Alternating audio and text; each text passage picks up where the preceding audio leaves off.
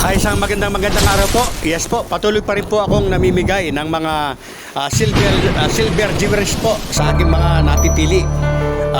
Tapusin lamang po ang lahat ng aking mga video dahil nandun po ang numero ng aking cellphone na pwede nyong i-text kung ano ang inyong gusto. Mga kabarangay, nauuso po ngayon yung mga lightweight po na mga alahas, ano po, mga gold po talaga yan, 18K lalo na. Pero ingat po sa pagbili. At kasi po napaka-rupok po niyan, madali pong masira, hindi po pwedeng isuot sa araw-araw. Kaya ang advice ko po, mag-ipon-ipon na lamang po at kung bibili po at mahilig po sa mga alahas, ay mas maigi po na 1 gram pataas. Salamat. Heto po yung number ko na kung saan ay pwede nyo pong i-text o pwede nyo po akong i-text kung ano po ang gusto nyong ibigay ko po sa inyo na silver jewelry.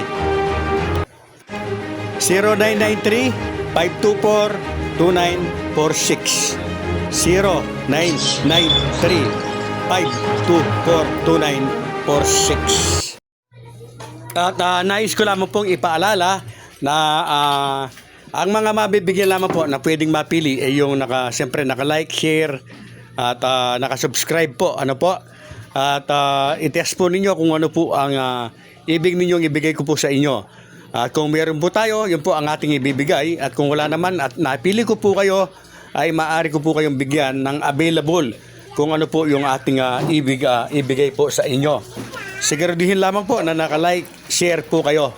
At kung hindi po kayo naka-like, share, kahit naka-subscribe po kayo, hindi po madali na mapili kayo. Ang pinipili po talaga natin yung mga nagla-like, nag-share, at lalong-lalo na po yung siyempre loyal na sumusuporta po sa ating channel. Muli po, ako ay nananawagan sa mga hindi pa po nakapag-subscribe sa aking channel. Kayo po yung aking inaanyayahan na mag-subscribe.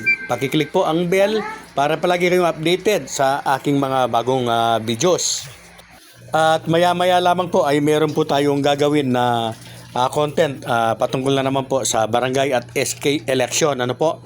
Kung kayo po ay nakaantabay, nag-aabang po ng mga update patungkol po dito po sa usaping BSK, ay kahit pa paano po, kahit marami po tayong baser, kahit maraming nagagalit, ay lagi po tayong nandyan na nagbibigay po ng update sa araw-araw hanggang makakaya po natin makagawa po ng content.